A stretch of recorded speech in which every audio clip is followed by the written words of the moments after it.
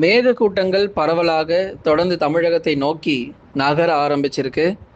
கேரளா மற்றும் கர்நாடகாவில் விட்டு விட்டு கனமழை தொடர்ந்து அங்கே தீவிரமாகி வரும் நிலையில், தமிழ்நாட்டில் மழை தீவிரம் இருக்காதா? நிறைய மாவட்டங்கள்ல மழை வாய்ப்புகள் ரொம்ப குறைவாகவே இருக்கு. தென்மேற்கு பருவமழை தொடங்கியும் ஏன் இன்னும் நமக்கு வெயிலுடைய தாக்கம் சில பகுதிகளில் தொடர்ந்து அதிகமாக இருக்கு? இன்னும் நிறைய மாவட்டங்கள்ல எப்பொழுது மழைக்கான வாய்ப்பு இருக்கும்?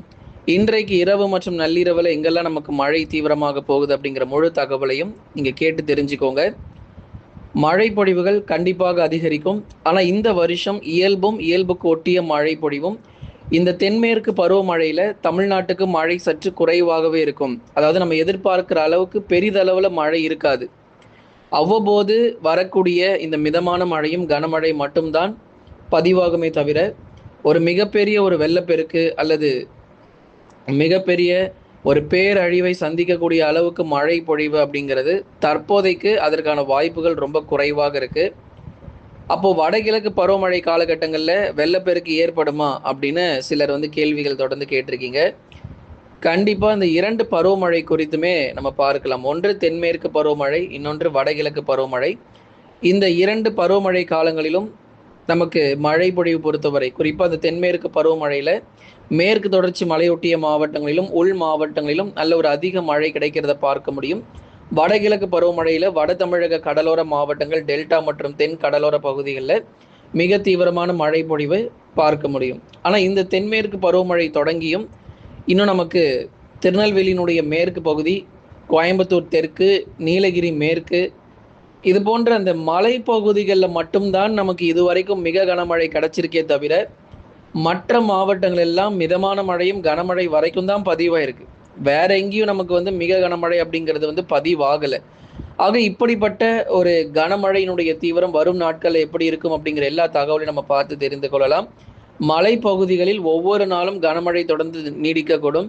ஆனால் மற்ற இடங்கள், மற்ற மாவட்டங்கள், கடலோர, டெல்டா மற்றும் உள் மாவட்டங்களில் தான் பகுதியாகவே சில இடங்களில் மழை பதிவாகிறதுக்கான வாய்ப்பாக எதிர்பார்க்கப்படுது. நீங்கள் ஒன்று பண்ணுங்கள், ஸ்க்ரீனுக்கு கீழே தெரியக்கூடிய அந்த லைக் பட்டனை கொஞ்சம் மறக்காமல் கிளிக் பண்ணி சப்போர்ட் பண்ணுங்கள்.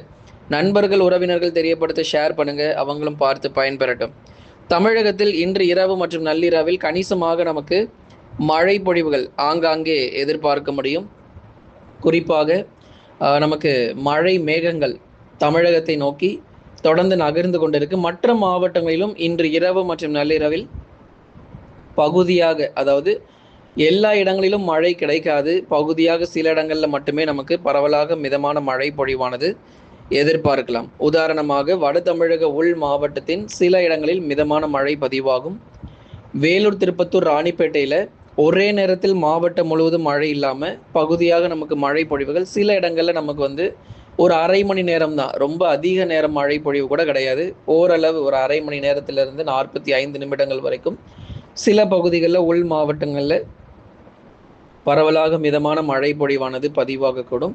திருவண்ணாமலை, கிருஷ்ணகிரி, தருமபுரியில் 90%, 80 முதல் 90% வானம் ஓரளவு மேகமூட்டமும் வெயிலின் தாக்கம் கணிசமாக குறைந்து காணப்படும். ஏன்னா நிறைய இடங்களில் வெயில் ரொம்ப அதிகமாக இருக்கும். கேட்டால் இந்த அடுத்து வரக்கூடிய இந்த ஓரிரு நாட்களுக்கு வெயிலுடைய தாக்கம் பகலில் சற்று வட தமிழ்நாட்டில் நம்ம சொல்லப்படுது. வட தமிழ்நாட்டில் குறிப்பாக வெயிலுடைய தாக்கம் கணிசமாக குறைந்து காணப்படும். அதே தான் நம்ம திருவண்ணாமலை, கிருஷ்ணகிரி, தருமபுரி, சேலம், நாமக்கல், கரூர், திருப்பூர், ஈரோடு போன்ற மாவட்டங்களில் ஒரு அனல் காற்று அந்த மாதிரி இல்லாமல் ஓரளவு வெப்பம் கணிசமாக தணிந்து காணப்படும். மழை பொழிவுகள் இரவு நேரங்களில் பகுதியாக இடி மின்னலுடன் கூடிய மிதமான மழையானது எதிர்பார்க்கலாம்.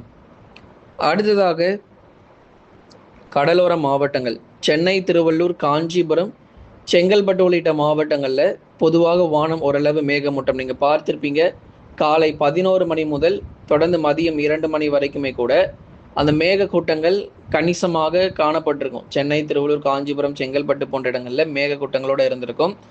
ஒரு லேசான வெயில் மட்டுமே பதிவாகி இருக்கிறது. சென்னை போன்ற நகர பகுதிகளில் ஒரு லேசான வெயில் மட்டுமே பதிவாயிருக்கு. வெப்பநிலை குறைஞ்சிருக்கு. கடந்த நீங்கள் 3 நாட்களுக்கு முன்னாடி எடுத்து பார்த்தீங்கன்னா 40 டிகிரி செல்சியஸ் சென்னையில் பதிவான வெப்பநிலை இப்போ ஒரு 2 டிகிரி செல்சியஸ் வரைக்கும் குறைஞ்சி நமக்கு பதிவாயிட்டு இருக்கு. அதனால் சென்னை, திருவள்ளூர், காஞ்சிபுரம், செங்கல்பட்டில் இப்போ கொஞ்சம் வெயில் இயல்பு நிலைக்கு திரும்பி இருக்கு. ஆனாலும் நமக்கு மழை வாய்ப்புகள் பரவலாக தொடர்ந்து அடுத்தடுத்து வரக்கூடிய மணி நேரங்களிலும் வரும் நாட்களிலும் விட்டு விட்டு மிதமான மழையும் நமக்கு அதிகரிக்கும். வெயில் மட்டும் குறைகிறது கிடையாது, மழையும் நிச்சயம் கடலூர், விழுப்புரம் போன்ற பகுதிகளிலும் இரவு நேர மழை வாய்ப்பாக எதிர்பாருங்க. அடுத்ததாக மிக முக்கியமானது மேற்கு தொடர்ச்சி மலையொட்டிய மாவட்டங்கள். மழை பெய்யாத நாளே கிடையாது.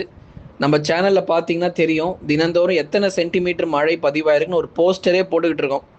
நம்ம சேனலில் கம்யூனிட்டியில் போய் பார்த்தீங்க அப்படின்னா தினந்தோறும் ஒரு போஸ்டர் மாதிரி நம்ம போட்டுட்ருக்கோம். எவ்வளவு சென்டிமீட்டர் மழை வந்து பதிவாயிருக்கு, எங்கே மழை பதிவாயிருக்கு, எங்கே மழை பதிவாகலை, எங்கே எத்தனை டிகிரி செல்சியஸ் வெயில் பதிவாயிருக்கு அப்படிங்கிற தினந்தோறும் துல்லியமான தகவலை வந்து நம்ம தனிப்பட்ட முறையில் உங்களுக்கு போஸ்ட் டிசைனில் போட்டு நம்ம சேனலில் வந்து கொடுத்துட்ருக்குறோம். அதனால் அதையும் பார்த்து பயன்பெறுங்க. நீங்கள் வானிலை அறிக்கை முழுமையாக கேட்கும்போது கடைசியில் உங்களுக்கு எவ்வளோ சென்டிமீட்டர் மழை பதிவாயிருக்குங்கிறதையும் காலை நேர வானிலை அறிக்கையில் நம்ம சொல்லியிருப்போம். நிறைய பேர் காலை நேரங்களில் கொடுக்குற வானிலை அறிக்கை கேட்குறதே இல்லை.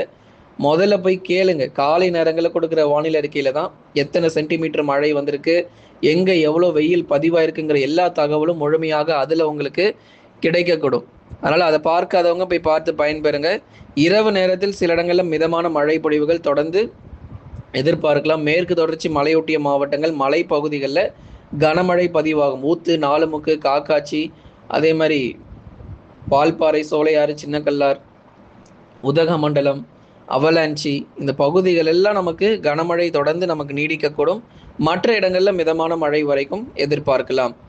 தென் மற்றும் டெல்டா மாவட்டத்தில்,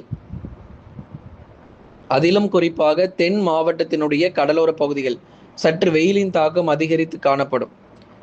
ஏற்கனவே நம்ம சென்னை பகுதிகள் எப்படி 40 டிகிரி செல்சியஸ் இருந்ததோ அதே போல் நீங்கள் ராமநாதபுரம்லாம் பார்த்தீங்கன்னா கடந்த 24 மணி நேரத்தில் அதிகப்படியான வெயில் ராமநாதபுரத்தில் தான் பதிவாயிருந்தது. ஆகவே தொடர்ந்து தென் மாவட்டத்தின் சில பகுதிகளில் வெயிலுடைய தாக்கம் கணிசமாக நமக்கு பகல் நேரங்களில் சற்றே அதிகரிப்பதற்கான வாய்ப்பாக இருக்கும். மற்றபடி கடலோர பகுதிகள், உள் மாவட்டங்கள் எல்லாம் பொதுவாக வானம் ஓரளவு மேகமூட்டமாக காணப்படும். பகுதியாக லேசானது முதல் மிதமான மழையாக தென் மாவட்டத்தினுடைய கடலோர பகுதிகளிலும், டெல்டா மாவட்டத்தின் கடலோர மற்றும் கடல் ஒட்டிய இடங்களிலும் வானம் ஓரளவு மேகமூட்டமும், காற்றின் வேகம் சில சமயங்களில் தரைக்காற்று பலமாக வீசும். 30 முதல் 40 கிலோமீட்டர் வேகம் வரைக்கும் தரைக்காற்று பலமாக வீசும். அதே சமயங்களில் மிதமான மழைக்கான வாய்ப்புகள் பகுதியாகவும் எதிர்பார்க்கலாம். தென்மேற்கு பருவமழை இந்தியாவின் அனைத்து கடலோர மாநிலங்களிலும் கடும் கனமழை தீவிரமாகிறதுக்கான வாய்ப்பு இருக்கு. வரப்போகும் ஜூலை மற்றும் ஆகஸ்டில் பருவமழை மேலும் தீவிரமடையும். அதாவது இந்தியாவினுடைய அனைத்து கடலோர மாநிலங்களிலும் கடும் கனமழை தீவிரமடையும்.